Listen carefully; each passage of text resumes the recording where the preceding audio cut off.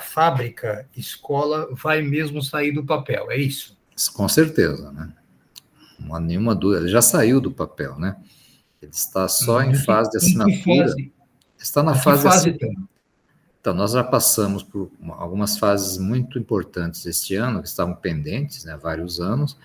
Foi primeiro a autorização do CONDEFA, porque a área, né, da Fazenda Lajeado em Botucatu, que é onde, né, se situa o centro, né, de animais peçonhentos, o CEVAP, era uma área tombada. Então, a gente tinha que a autorização do CONDEFA, a gente conseguiu em fevereiro. Aí nós tínhamos que vencer todas as diligências da Caixa Econômica, porque esse é um recurso orçamentário do Ministério da Saúde, que faz a delegação, né, ele é descentralizado para a Caixa Econômica Federal, né, fazer a gestão e assinar com a universidade. Então, houve um esforço enorme, né, tanto da engenharia da Caixa, né, Superintendência Regional da Caixa, quanto da engenharia da Unesp. Aqui, parabéns publicamente à arquiteta Camila, da nossa engenharia, que deram o máximo para que todas essas pendências fossem superadas no prazo.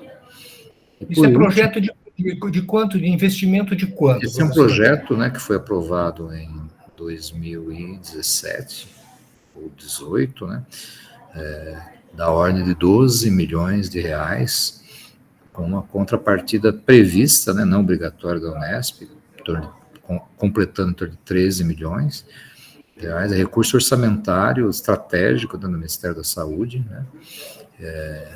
Eu acredito que seja 2017, não era ainda o governo atual, mas acho que assinamos aqui na reitoria a primeira parte em 2018. Então, o CEVAP é a unidade complementar, né? Então ela é ligada tanto à Faculdade de Medicina quanto à Faculdade de Medicina Veterinária e outros parceiros. Então esse projeto é um projeto de financiamento totalmente público do Ministério da Saúde, né? Então, o que o senhor vai fazer exatamente o que a fábrica vai produzir exatamente? Essa exatamente é porque esse projeto foi considerado estratégico, né? Na vacina ficou muito claro isso, né? O Brasil ele não é autossuficiente em indústria farmacêutica, né?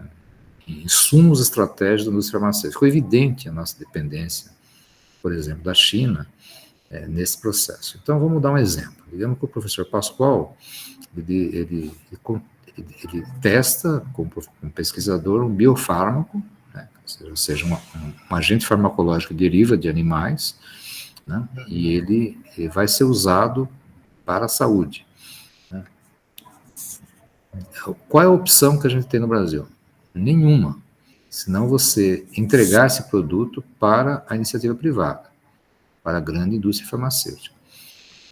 Então, esse processo entre a bancada, né, a validação desse produto em bancada, e a fase de teste clínico, ele leva, em geral, 3 anos ou mais. É o chamado Vale da Morte. Isso, eu queria que você explicasse exatamente o que é. O Vale da Morte é isso, quer dizer, ou você entrega isso para a indústria farmacêutica, ou você fica só com uma descoberta que não tem utilidade em saúde pública, né? No mundo inteiro isso é conhecido como Vale da Morte. Para superar o Vale da Morte, tem que existir uma facility, então na América Latina só tem no México, né, uma facility que consiga produzir pequenas amostras, número suficiente para pesquisa clínica, para que isso seja comprovado no mundo real, não é laboratório, essas fases já passamos. Então, para a gente testar isso numa população com N adequado, né, e que isso possa, né, ser, em determinado momento, autorizado para uso clínico, esse é um processo extremamente complicado. Então, nós não temos esse tipo de laboratório no Brasil. Então, a visão pioneira dos dirigentes do CEVAP é trazer para o Brasil essa estrutura. É única no Brasil, nós só temos no México, né?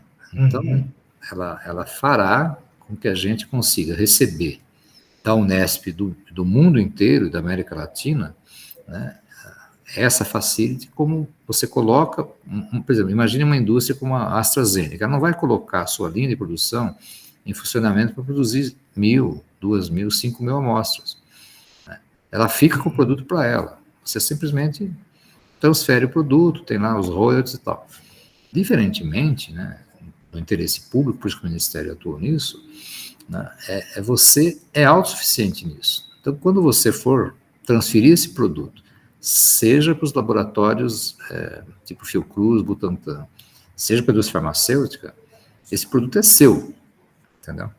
Aí você trabalha com transferência de tecnologia. Então, isso é importante. E isso tem um valor agregado, um valor financeiro que gira os bilhões de reais. Então, ao longo do tempo, a indústria farmacêutica brasileira, ela se autodestruiu, né?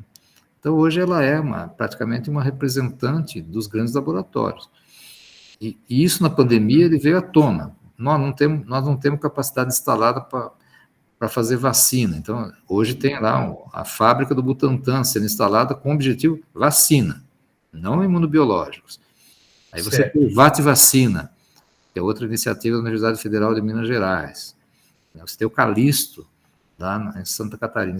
Então, a ideia, no final, é que se monte uma grande rede no Brasil de unidades que trabalhem uma visão estratégica da produção de insumos farmacêuticos estratégicos. E que, na última análise, o nosso cliente vai ser o SUS. Então, cito um exemplo, né? Já é patenteado, produzido, publicado, e hoje está com o Instituto Vital Brasil, o único soro contra a picada de abelha do mundo. Foi desenvolvido, testado, e é do CEVAP, né? Então, o parceiro institucional é o Instituto Vital Brasil, né? Mas a gente não consegue, sem a fábrica, superar a fase que estamos, né? Então, a gente precisa provar, né, através de testes clínicos, né, na fase adequada, que esse produto é viável. Isso vai trazer um grande benefício, porque morrem milhares de pessoas no Brasil por picada de abelha africanizada. Então, é a oportunidade do pesquisador brasileiro conseguir testar no ambiente público, sem dependência da grande indústria farmacêutica multinacional, um produto nacional. E isso traz divisas para o país, né, e fortalece a soberania nacional. Então, hoje, é pauta, né, do Ministério da Ciência e Tecnologia. Por exemplo. Nós precisamos ter uma fábrica de vacina que custa R$1 bilhão, que está sendo feito no Butantan, porque tem outro investimento no Fiocruz, né, para que a gente realmente tenha autossuficiência no Brasil em insumos farmacêuticos estratégicos. Então, eu acho que essa é uma oportunidade extraordinária, uma visão de futuro muito grande dos pesquisadores, e a gestão da universidade empenhou o esforço máximo, uma visão de país, uma visão de futuro, né? Então, acho que isso vai ser uma referência. A partir essa fase, superamos as questões burocráticas, estamos para assinar o convênio, finalmente, que o recurso já existe, destinado à Unesp, com a Caixa Econômica, né, que é quem vai fazer realmente a descentralização desses recursos do Ministério. Isso entra em licitação em breve tempo. Por coincidência sensacional, né, a licitante vencedora é a mesma que está fazendo a fábrica do Butantan. Por expertise inquestionável. Então, a gente tem um grande salto, né, na pesquisa translacional, né, com esse projeto. Esse é um projeto pioneiro, de grande visão de futuro, né, importante para o país, importante para os parceiros latino-americanos. Então, eu acho que vai ser uma referência internacional. E o senhor pode agregar aí a questão da escola, quer dizer, da formação... Exatamente isso, quer dizer, como você está fazendo uma fábrica-escola, né, ela não serve só para inovação tecnológica, ela serve para pós-graduação, ela serve para pesquisa. Tanto é que esse projeto foi o único da Unesp que aplicou para um projeto de grande envergadura da FAPESP, do Governo do Estado, que se chama Centro de Desenvolvimento em Ciências. É a construção de centros de desenvolvimento em ciências que trazem, né, esse protagonismo para São Paulo, via FAPESP, mas para o Brasil em termos de maior soberania sobre a inovação. São vários projetos, os quais o Governo do Estado e a FAPESP investiram 580 milhões de reais, né, para chamados Centros de Desenvolvimento de Ciência. Claro que a FAPESP, o que a gente tem de vantagem? A gente já tem um recurso para a fábrica, a FAPESP não financia. recursos de construção, né? Mas poderíamos ter oportunidades, se isso for aprovado na FAPESP, de termos bolsistas, pós-doc, toda essa atividade acadêmica sustentada num projeto que tem uma semelhança com o temático de 5 anos, que tem uma complexidade enorme de modelo, de governança, né? É fantástico esse tipo de iniciativa da FAPESP, né? Então, agora, o senhor é um cientista, está criando aí uma fábrica, escola para pesquisa, para incentivar a ciência. Como é que o senhor vê esse clima de negacionismo científico que a gente vive aí na realidade brasileira? a verdade é que aí é uma outra frente, né? A notícia de verdade, você sabe disso, a fake, né? Ela circula 6 vezes mais rápido do que a notícia verdadeira, né? Isso é um grande problema para o mundo, né? Porque quem sustenta o negacionismo são os meios, são as redes sociais. Sustenta eleição para presidente, sustenta teses que não são verdadeiras. É muito complicado, né? É um inimigo virtual do mundo, da ciência. E trabalha com a anticiência, que é o mais grave, né? E com a pseudociência, né? Que é a divulgação de terapias mirabolantes. Isso é um compromisso hoje da universidade pública, agir na rota contrária, né? Estimulando a comunicação científica que seja entendida pela comunidade normal, pelos cidadãos brasileiros. Essa é uma das metas, né, da CI atual, da editora. Quer dizer, nós precisamos explicar a ciência, de modo que a sociedade brasileira entenda, e nunca foi, pelo menos desde a bomba de Hiroshima, tão perceptível para a sociedade a importância da ciência na solução de problemas, porque essa questão da produção de vacina é um recorde, isso é histórico, nunca antes a ciência respondeu com tanta agilidade, com tanta competência, né, que do nada de uma doença desconhecida, um vírus que não sabia de onde vinha, para ter vacina comprovada cientificamente a sua eficácia e segurança. Quer dizer, isso mostra o poder da ciência, isso tem que ser visível, palpável para a comunidade. Então, isso ressalta o trabalho que você faz, que a CI faz, que o Fábio faz. Quer dizer, os nossos papers não são suficientes para isso. Então, a gente tem que... Vou aqui lembrar um exemplo recente de um colega, do professor Marcelo Nobre. Ele publicou a Ilusão da Lua, numa linguagem que qualquer um entende, que mostra que a física está presente a cada momento da nossa vida. Quer dizer, mostra que a ciência está por trás de tudo que o ser humano faz. E essa linguagem, né, é a nossa principal reação a esse negacionismo, né, e a anticiência, que é o mais grave, a pseudociência. Então, nós, universitários, não podemos nos restringir a nos manifestar publicamente com papers de alto impacto, porque isso abrange uma parcela muito seleta da população que consegue entender o que a gente está fazendo. Claro que isso é extremamente importante. Mas no mundo real, né, a comunicação científica que a gente está pretendendo implantar na Unesp é fundamental, né, para que a sociedade brasileira nos entenda, e entenda até porque nós somos financiados por ela, né? Eu acho que tem aí o braço comunicação científica, o braço extensão social, extensão inovadora, como as grandes estratégias que as universidades têm. Nós temos em São Paulo, o estado de São Paulo tem uma coisa que talvez nenhum país desenvolvido do mundo tem. Ele tem o Instituto Butantan, vários institutos, Adolfo Lutz, vários institutos de pesquisa, 3 universidades com autonomia de gestão financeira e orçamentária, responsável por metade da produção científica de alto impacto desse país. Tem uma FAPESP, que é um modelo que em São Paulo é exercido como é previsto, não é assim em todo o estado. Então, nós temos, né, nós da Universidade Pública Paulista, nós temos o dever e a obrigação de devolver para a sociedade esta resposta.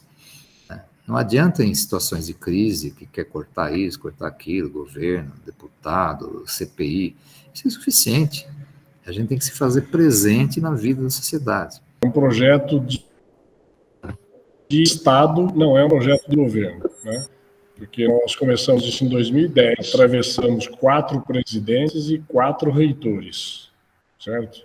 No início, em 2010, o governo federal percebeu a grande problemática do país, que era um déficit da balança comercial brasileira na saúde, particularmente em medicamentos, que era crescente, né? Existem vários estudos mostrando esse déficit crescente e estima-se agora para 2020, com a pandemia, que esse déficit da balança comercial brasileira seja de 30 bilhões de dólares, né, no âmbito da saúde. É claro que isso foi piorado assim, sobejamente com a pandemia. Mas esse déficit comercial, se por um lado a agropecuária coloca recursos vultosos no país, que é o que está mantendo o país, a saúde é o contrário, né? Importa tudo. Então, nosso parque industrial é totalmente... ele não produz, né, os produtos que são usados na saúde, eles são importados. O Brasil é um grande envasador de produtos farmacêuticos, né, de toda a origem, quer seja da China, da Índia, enfim. Isso vem do exterior, nós compramos isso tudo em dólar, né? Ontem, por exemplo, esse número precisa ser checado, não sei a veracidade disso, uma das televisões disse que o Brasil já gastou 30 bilhões de reais, não de dólares, com a compra de vacinas. Então, veja, são números assim vultosos que o país despende, né, para poder manter o SUS, manter a saúde do nosso povo. Em 2010, então, o governo percebeu isso, e aí eles começaram a tentar desenvolver produtos estratégicos para o SUS. E aí nós entramos com um projeto naquela época que era o selante de fibrina.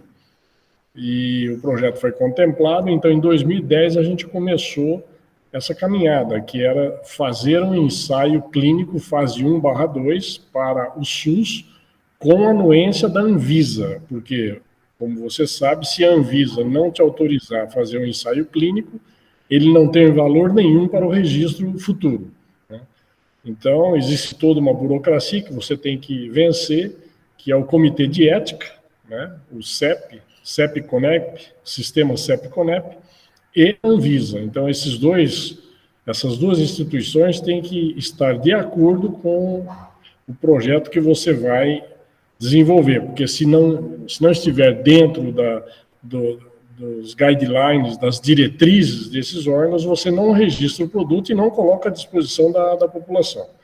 Nós começamos isso em 2010 e naquela época a gente percebeu que para você usar um produto biológico, no caso nós estamos falando dos biofármacos, que a fábrica é de biofármaco. Para isso, a gente tem que colocar o produto dentro das chamadas boas práticas de fabricação, que é a chamada área limpa, quer dizer, você tem que produzir, né, o insumo que você for testar dentro dessas chamadas fábricas, né, que o Brasil não dispõe. O Brasil não dispõe desse chão de fábrica para amostra para pesquisa clínica. O Brasil dispõe de chão de fábrica para produção em escala. A gente vê todo dia aí Manguinhos, Butantan e tantas outros laboratórios farmacêuticos, né, tem o chão de fábrica, mas para produto em escala, não para produto para pesquisa clínica. Então, a nossa proposta lá em 2010 foi fazer era um laboratório, né, começou com um laboratório que agora se tornou uma mini fábrica. Os dois produtos que motivaram isso foi o selante de fibrina para tratamento de feridas e o soro antiapílico, que veio depois, em 2013, para tratamento de múltiplas picadas de abelha. E aí essa caminhada foi e culminou, né, com o desenvolvimento desse projeto, dessa fábrica de amostras para a pesquisa clínica. Não sei se consegui resumir rapidamente para o Pablo entender. Não, perfeito. Aí temos um limite de dizer, não é em grande escala, isso significa o quê? Quantas unidades, assim, só para ter uma ideia? São escalas para pesquisa clínica. Por exemplo, aí depende do projeto. Se você tiver um número X de pacientes, você precisa fazer 500 amostras, é possível você fazer um lote com 500 amostras.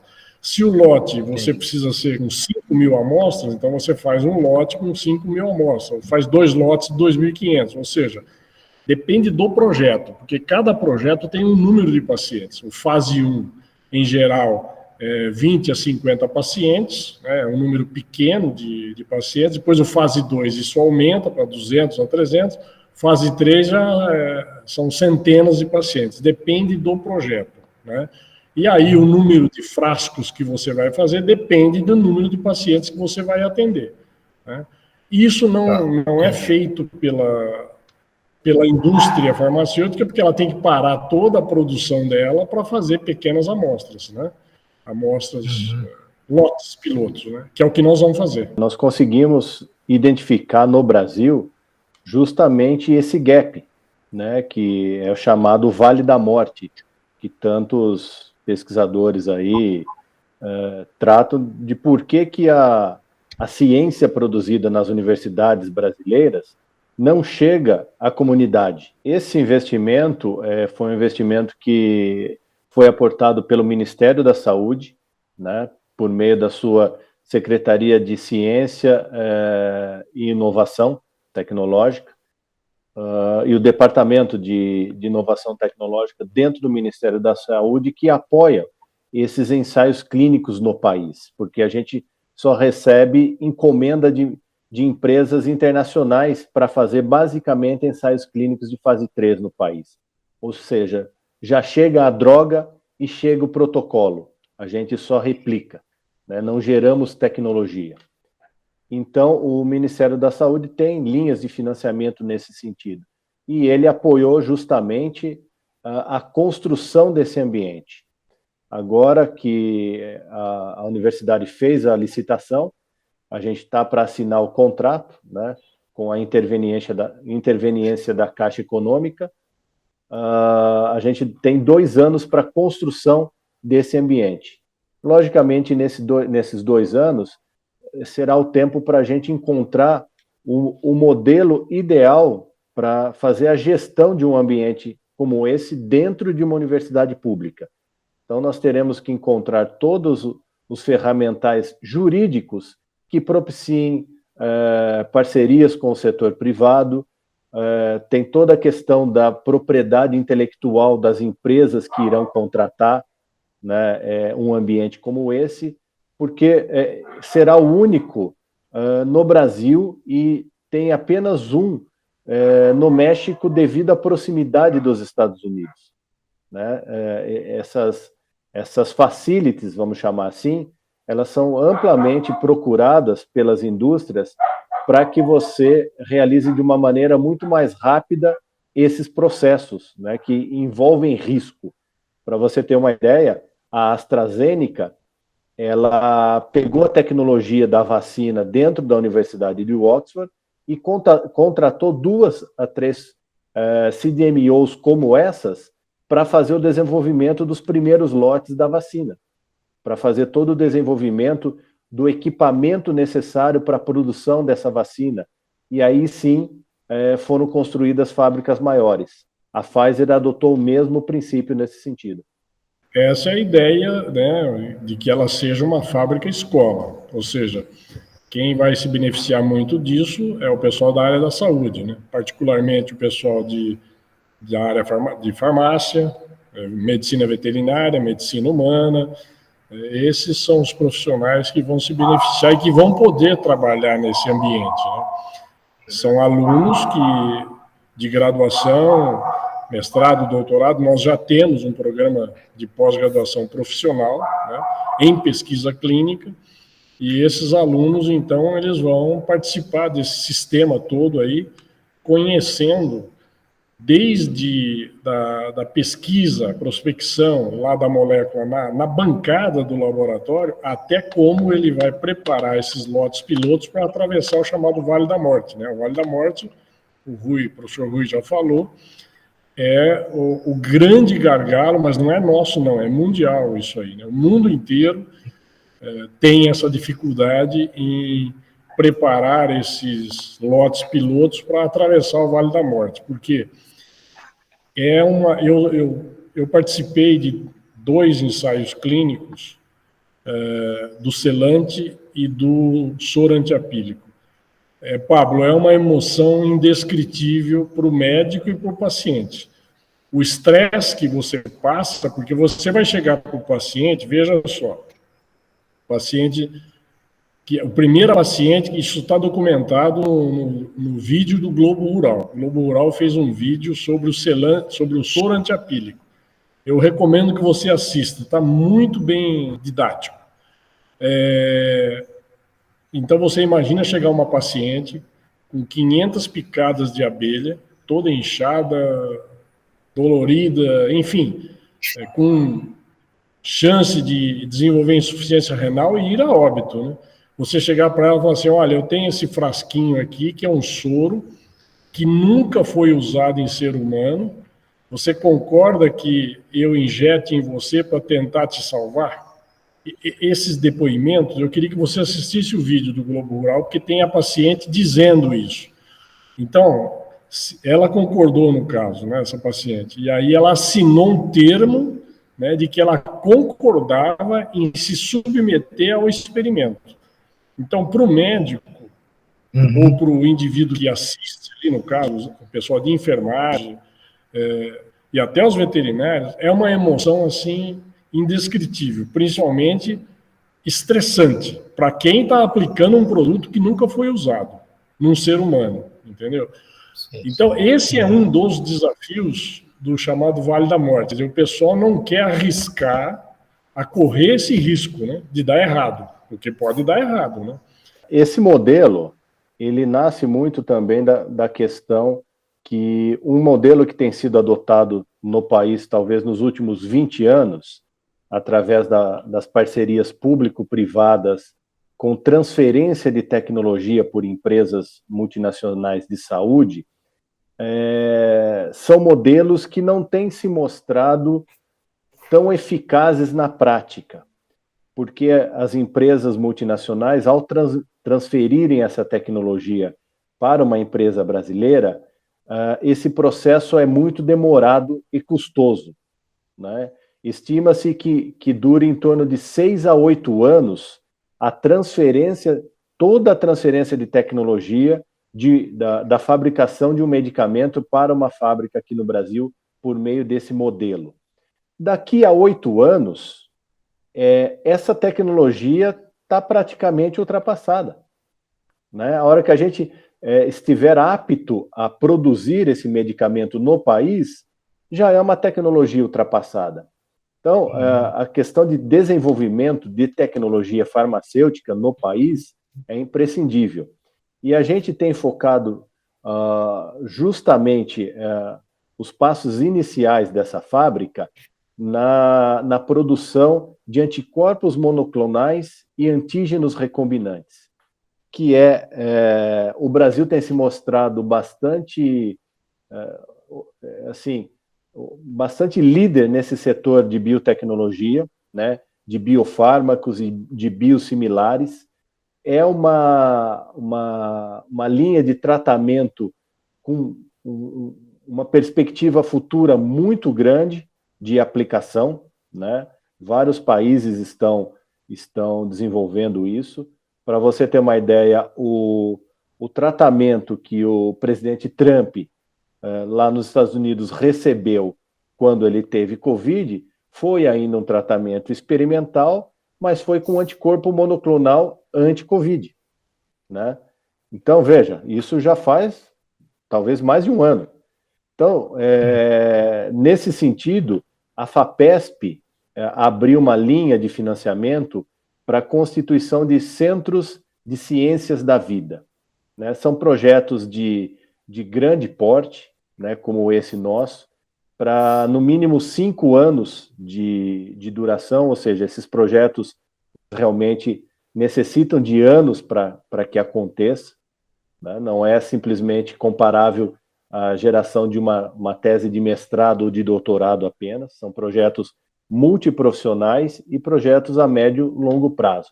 Então, a FAPESP, pelo seu presidente, o professor Zago, eles nos estimularam muito a participar desse edital. Está em julgamento, né, logicamente, mas é um edital que certamente a gente tem uma chance bastante competitiva de ser contemplado, visto que não existe outro similar no país. E, logicamente, a FAPESP e as 3 universidades públicas, né, USP, Unesp e Unicamp, pois tem gente das 3 universidades envolvidas, certamente vai liderar essa questão no país. Complementando o que o professor Rui disse, o conceito atual de desenvolvimento de biofármacos, ou pode ser qualquer produto para a saúde, o pesquisador, ele prospecta no laboratório a molécula candidata, ele caracteriza, identifica, aí ele vê que aquilo ali tem um potencial de translação, que a gente chama, ou seja, tem um potencial para o ser humano, ele vai lá, patenteia e coloca à disposição da agência de inovação da universidade. Eu digo isso assim, no âmbito mundial. Isso é um problema que não é brasileiro, é mundial, é assim mundialmente feito, né? Qual é a proposta futura que os entendidos de saúde mundo afora publicam nos artigos, né? O indivíduo prospecta, identifica, caracteriza, desenvolve a molécula candidata num ambiente, no caso, nesse ambiente fábrico, desenvolve, prepara os ensaios pré-clínicos e clínicos, executa o ensaio clínico, que aí, a hora que ele executa o ensaio clínico, ele atravessa o Vale da Morte. A execução do ensaio clínico significa atravessar o Vale da Morte. Ele atravessa o Vale da Morte, faz o ensaio clínico, se isso der resultado positivo, aí ele patenteia o produto, abre a startup dele e se torna empresário, gerando riqueza para o país. Esse é o conceito moderno de inovação no mundo hoje, né? Quer dizer, você tem que estimular o aluno não a fazer pesquisa puramente, mas fazer pesquisa visando se tornar um empreendedor, um empresário, porque ele vai montar a fábrica dele, que vai ser pequenininha no início, né? E depois ele vai gerar riqueza para o país.